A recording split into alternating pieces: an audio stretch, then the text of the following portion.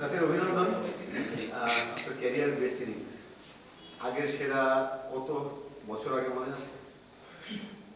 আমি মনে হয় 2013 না 12-তে মনে হয় যে একটা 83 করছিলাম মনে হয়। 80 মানে আপনার ক্যারিয়ারের এই স্টেজে 13 বছর পর এসে এর মধ্যে এত কিছু হয়ে গেছে, রিসেন্ট ক্লাসে তো অনেক কিছু হয়ে গেছে, আপনি বাইরে ছিলেন, তারপরে ক্যারিয়ার এই পর্যায়ে এসে আপনি ক্যারিয়ার বেস্ট ইনিংস করলেন, আপনার নিজের ক্যারিয়ারের ফাস্টেস্ট 50ও। না ভাই, এটা কেমন লাগে? আগে তো কেউ সুযোগ দেয় নাই 3 নম্বরে। না, অবশ্যই ভালো লাগতেছে, কারণ আপনি যেখানেই পারফর্ম করেন না কেন ভালো তো লাগে সবসময়। আর আমি T20-তে অন্তত বিশেষ করে যে আমি চেষ্টা মানে আমার খুব ভালো লাগে আর কি উপরে ব্যাটিং করতে, কারণ আমার কাছে মনে হয় যে ওই সময়টা একটু রান করা সহজ। কারণ আপনি যদি ওভারঅল চিন্তা করেন যে পাওয়ার প্লের মধ্যে আপনার 9টা প্লেয়ার ভিতরে থাকে, তো আপনি যদি একটু রিস্ক নেন তাহলে ওই জায়গাটা যতটা ইজি হয় রান করা, বাট আপনি পাওয়ার প্লের পরে কিন্তু এতটা সহজ হয় না। তো আমি সবসময় এনজয় করি আর কি পাওয়ার প্লের মধ্যে ব্যাটিং করতে, এবং আজকে চেষ্টা করছি যে পাওয়ার প্লের মধ্যে যতটুকু ম্যাক্সিমাম রান করা যায়, যেহেতু আমার ব্যাটে লাগতেছিল। আর আপনি যদি দেখেন যে উইকেট কিন্তু পরবর্তীতে মারা এতটা ইজি হয় না। তো সাবাস, ব্যাটে নাইমা গেল কে ভাই?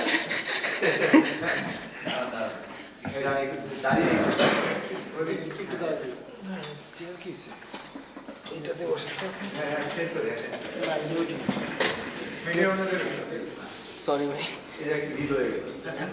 তো আপনারা তো ভাইরাল করে দেবেন না। তো যেটা বলতেছিলাম আর কি, তা ছয় ওভারের পরে আপনার উইকেটটা একটু স্লো ছিল, বা বলও পুরাতন হয়ে যায়, তো 6 ওভার পরে আপনার এত ইজিলি এখানে রান করা ডিফিকাল্ট আর কি, আমার কাছে যেটা মনে হয়েছে। তো আমি চেষ্টা করছি আর কি পাওয়ার প্লেয়ার মধ্যে নতুন বল থাকতে থাকতে যতটুকু রান ম্যাক্সিমাম রান করা যায়।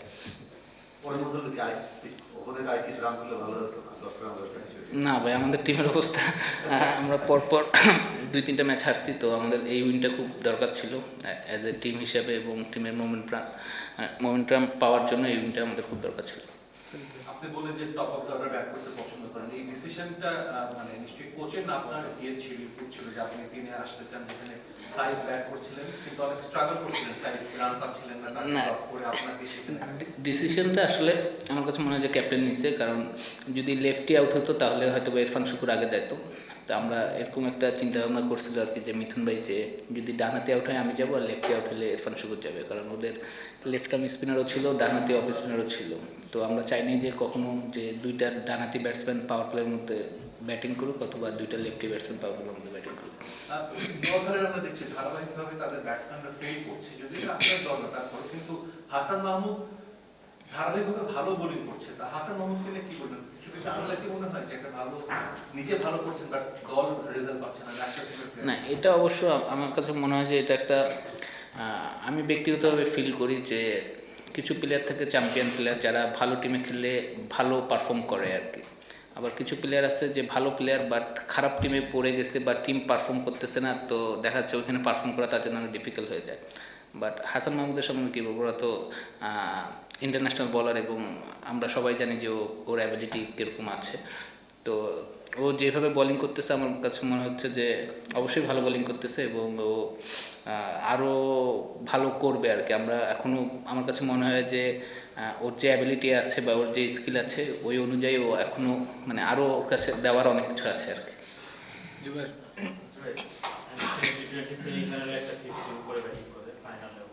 তারপরেও কেন বিপিএল আপনাকে নিচে খেলানো হলো, কোনো এক্সপ্লেনেশন দিতে আছে?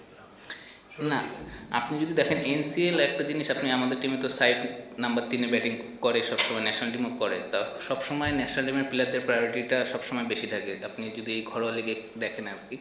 তা হয়তো বা সে কারণে হয়নি, আর এইটাই আর কি বলবো। না,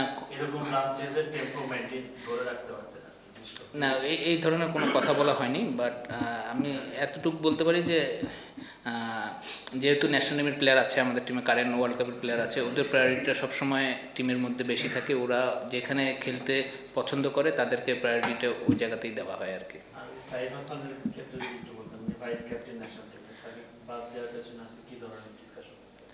না, তাকে বাদ দেওয়া হয়নি, তাকে রেস্ট দিছে আর কি একটা ম্যাচ। তো তো আমার বিশ্বাস যে ওর যে অ্যাবিলিটি আছে ওটা আমরা সবাই জানি যে ও কী টাইপের প্লেয়ার।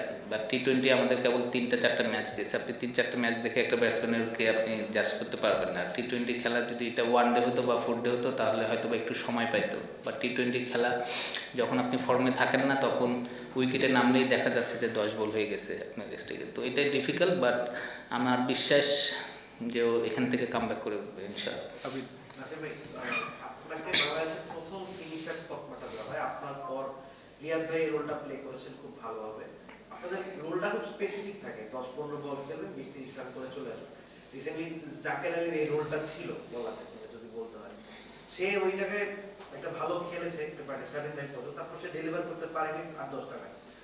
তো আপনার ক্ষেত্রে কি মেসেজটা কি থাকবে, মানে এই যে স্পেসিফিক রোলে এত অল্প মার্জিনে এতগুলো রান করতে, এই জিনিসটা আপনি যদি দেখেন ওভারঅল, আপনি যদি চিন্তা করে দেখেন, আমরা প্রিমিয়ার লিগের কথাই বলি, যারা প্রিমিয়ার লিগের টপ অর্ডারে রান করে, ধরেন হাইস্ট রান ধরেন 800-900 রান করে, ওরা কিন্তু এসে দেখা যাচ্ছে অনেক প্লেয়ার 6 নম্বরে ব্যাটিং করতেছে।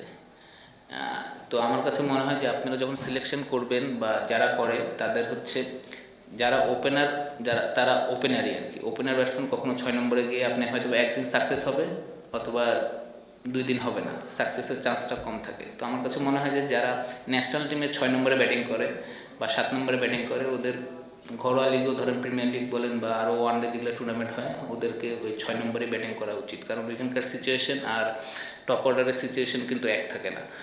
তো যে জিনিসটা আমি ফিল করি, কারণ আপনি যদি 6 নম্বরে ব্যাটিং করেন অনেক সময় রান লাগে 7 করে 8 করে 9 করে, এটা এতটা ইজি না। এই তো সেই হিসেবে কি আমাদের আসলে ফিনিশার আছে নাকি জোর করে ফিনিশার বানানো আছে?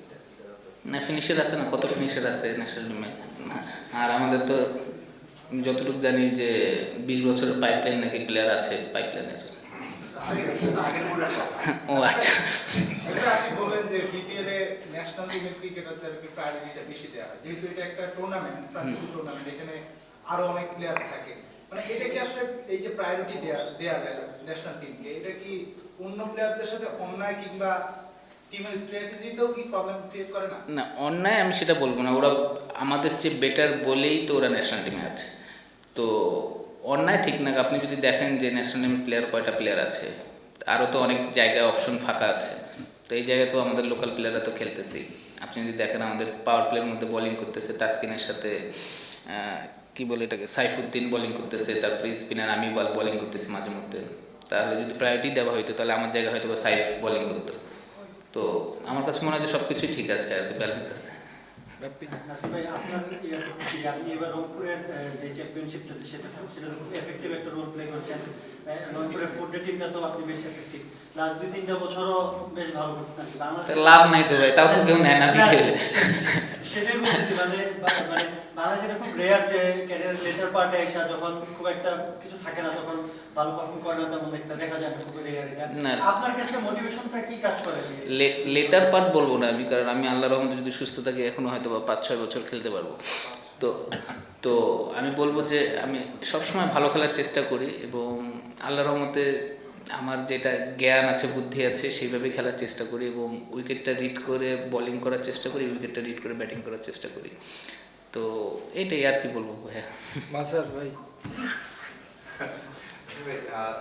সাইফকে নিয়ে কথা হচ্ছিল, আপনি দেখছেন ক্লোজলি এবং ন্যাশনাল টিমের ভাইস ক্যাপ্টেন, তার ব্যাটিংয়ে এমনটা নয় যে রান পাচ্ছে না পেতে পারে, কিন্তু কিছু শট দেখা যাচ্ছে এটা মনে হচ্ছে প্রেশারে আছে। মানে 17 বলে 25 বলে 17 অথবা 24 বলে 9 রান করছে। মানে সমস্যাটা কি হচ্ছে, মানে ওয়ার্ল্ড কাপে তার কি করণীয় মনে হয়? না সমস্যা নেই, আমি তো আর কথা বলতে পারবো না টেকনিক্যালি, বাট আমার কাছে মনে হয় যে ওর একটা ফ্লো দরকার। ধরেন যে হয়তো বা ও পাওয়ার প্লের মধ্যে ব্যাটিং করতে নামতেছে, ও যদি আর্লি অন ধরেন যে 5-7 বলের মধ্যে 2-1 বাউন্ডারি পেয়ে যায় তাহলে ওর জন্য খেলাটা মনে হয় ইজি হয়ে যাবে। বাট ও হয়তো বা সেটা পাচ্ছে না। বাট আপনি যখন ফর্মে থাকবেন না তখন অটোমেটিকলি কিছু ভুল ডিসিশনে আপনি আউট হবেন বা কপালে থাকবে না, দেখবেন ভালো বলে আউট হয়ে গেছেন। তো আমার বিশ্বাস যে ও কামব্যাক করবে আর কি এখান থেকে। ছোট্ট একটা বিষয়, মানে এই বিষয়টা হচ্ছে যে আপনি এক্সপেরিয়েন্স খেলেছেন, এখন যে জিনিসটা খেলছেন এই বয়সে এসে আপনি আর 5 বছর খেলেন কোন বয়সে ভাই আমি বুঝলাম না ভাই। 14 বছর পরে আপনি বলছেন 5 বছর খেলে, যারা এখন ইয়াংস্টার আছে আপনার টিমেও আছে বাইরে আছে, তাদের মধ্যে মানে ওই সেন্সটা মানে গত একটা ইন্টারভিউ বলেছিল যে বাংলাদেশের ক্রিকেটার বেশি সেন্স ইউজ করে না, মানে এখন যারা আছে। তো আপনারা যে ব্যাচটা ছিলেন তাদের সাথে কথা বলে বোঝা যায় যে হ্যাঁ ক্রিকেটের অনেক কিছু আছে, মানে এখন যারা আছে ওই জায়গাটা স্বল্পতা মনে হয় ক্রিকেট সেন্স বা না এটা আমি বলবো যে আমরা কিন্তু বাংলাদেশের যেসব প্লেয়ার আছে সব কিন্তু 19-20, আমি বলবো না যে আপনি 15-20 আর কি, যারা ন্যাশনাল টিমে খেলতেছে বা যারা ন্যাশনাল টিমের বাইরে আছে সবাই কিন্তু 19-20। আপনি পুরো ন্যাশনাল টিম বাদ দিয়ে আরেকটা ন্যাশনাল টিম খেলান, রেজাল্ট কিন্তু আমার কাছে মনে হয় যে 19-20 হবে। তো আমার কাছে মনে হয় যে অ্যাজ এ প্লেয়ার হিসেবে উইকেটটা রিড করা খুব ইম্পর্টেন্ট। আপনি যে সিচুয়েশনে ব্যাটিং করেন না কেন উইকেটটা বোঝাটা খুব ইম্পর্টেন্ট, যে এখানে বল টার্ন করলে আমার জন্য রানের কোন দিক থেকে রান করতে আমার সহজ হবে, বল সুইং করলে আমার কী করা দরকার, ড্রাইভ খেলবো কি খেলবো না। তো এই জিনিসটা বোঝাটা খুবই জরুরি। আপনি অ্যাজ এ ব্যাটসম্যান হিসেবে আপনি উইকেটটা যত ভালো বুঝবেন আপনি তত ভালো, মানে তত বেশি সাকসেস হবেন। আচ্ছা ভাই, এনসিএল নিয়ে কথা হচ্ছে, আপনি যে টিমের হয়ে খেলেছেন বা চ্যাম্পিয়ন হয়েছেন ওই টিমেরই ক্যাপ্টেন আকবর আলী, তিনি এখন পর্যন্ত কোনো ম্যাচ পাননি। তো এই জিনিসটাকে আপনি কিভাবে দেখছেন? এখন ফিউচার প্লেয়ার যিনি ম্যাচ পাচ্ছেন না, যিনি না এটা এখন হয়তোবা তাদের কম্বিনেশন কারণে হয়তোবা সে ম্যাচ পাচ্ছে না, বাট আমার কাছে মনে হয় যে ওর ম্যাচ খেলা উচিত। এখন আপনি যদি দেখেন টিমে তো 11 জন খেলবে আর কি, আপনি এখন হয়তোবা ওর জায়গায় অন্য কেউ খেলতেছে, বাট এটা নিয়ে আমি আসলে কিছু বলার নেই, বাট ও খেলা উচিত আর কি, শুধু এতটুকু বলবো। ভাই ওই যে ভাই